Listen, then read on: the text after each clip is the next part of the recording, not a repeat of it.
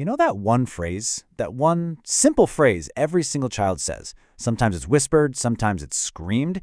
Well, today we're going to dive into what's really going on behind it. Turns out that simple demand is actually a powerful blueprint for growth. Let's get into it. I mean, of course you have, right? Whether it's a toddler rustling with their own coat zipper or insisting on pouring their own milk, probably making a huge mess. But what if I told you that this isn't just them being difficult? It's not a challenge to your authority. It's actually a fundamental biological drive for independence. And understanding that, well, that changes everything. Okay, so it really all boils down to this huge shift in perspective. When we as adults see a task like sweeping the floor or folding clothes, we just see chores, things to get done. But a child, they see something totally different. For them, it's not a chore, it's meaningful work. It's the real important stuff they see us doing, and they are desperate to be a part of that world. So, what do we do with all this fiery, independent energy? How do we channel it? Well, the Montessori philosophy has a truly brilliant answer. It's called practical life. And no, this isn't about adding more stuff for you to do. It's actually about completely reimagining the everyday tasks that are already happening all around us. Let's just pause on these words for a second. Coordination, independence, concentration, and a sense of order. These activities are so much more than just keeping kids busy. Every single task is specifically designed to build these foundational skills right from the ground up, just by doing things that mirror what happens in real life. And we're not talking about abstract ideas here. These are real, tangible things. Pouring water, sweeping the floor, arranging some flowers in a vase. Look, for a child, the intense focus it takes to pour water into a glass without spilling a single drop, that feels like as big of an accomplishment as an adult closing a huge deal at work. It's a genuine victory. And get this, it's not just a random jumble of chores. There's a really thoughtful, structured system behind it all. It's actually broken down into 4 key pillars that all work together to help develop the whole child. Just look at how incredibly comprehensive this is. It all starts with care of self, learning to button their own shirt, wash their own hands. Then it expands outward to care of the environment, where they start taking responsibility for their space by dusting a shelf or watering a plant. But it doesn't stop there. It also includes social skills with grace and courtesy, and even physical development with control of movement. It's a truly holistic way to build a capable, well-rounded human being. Okay, now this is where it gets really, really cool. We've talked about the what and the how, but now we get to the big why. What is actually happening deep inside a child's brain when they're so intensely focused on polishing a single shoe? Well, let's just call them what they are. Real-life superpowers.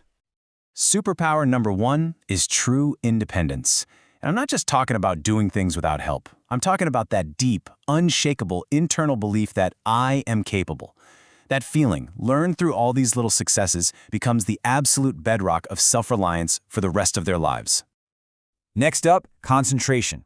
I want you to picture a child, totally absorbed, carefully pouring water from one tiny pitcher to another. That intense focus isn't just about not making a mess. It's literally a workout for their brain. They are building the neural pathways for sustained attention, the exact same skill they're going to need later for reading, for math, for solving complex problems. It's amazing. And of course, with mastery comes the third superpower, genuine earned confidence. Now, this isn't the flimsy kind of confidence that comes from an adult just saying, "Good job." Nope. This is the real deal. It's the earned pride that comes from accomplishing a real task in the real world. A child who can actually care for a plant or fold their own laundry knows their own capability in a way that is just so profound and lasting. And believe me, the benefits just keep on stacking up. All these simple activities develop the fine motor skills they need for writing, they build coordination, and they create a sense of internal order. By seeing a task through from start to finish, a child is learning self-discipline. They aren't just learning to do things, they're learning how to learn. And this right here, this is the mic drop moment. Practical life is not some cute little distraction we do before the real learning begins. It is the foundation. It's the bridge that gets the mind ready for everything else that comes next. Without this bridge, all the abstract ideas of higher learning, well, they just have nothing solid to stand on. So, what does all this mean for us, for the adults in the room? Well, our role has to change. We have to learn the very difficult art of stepping back. Honestly, the biggest challenge is fighting that powerful urge to jump in and help too much. We have to shift from being the doer to being the guide. And here's the game plan. First, slow down, way down. When you show them how to do something, use deliberate, clear movements. Second, get the right tools for the job. A tiny pitcher they can actually hold, a broom that fits their hands. Third, and this one is huge, respect their mistakes. A spill is not a failure. It's an opportunity to learn how to use a sponge. And finally, model the grace and courtesy you want to see, because they are always, always watching you.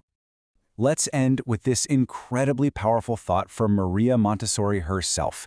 Think about this. Every time we do something for a child that they could have done themselves, we are basically robbing them of a chance to grow.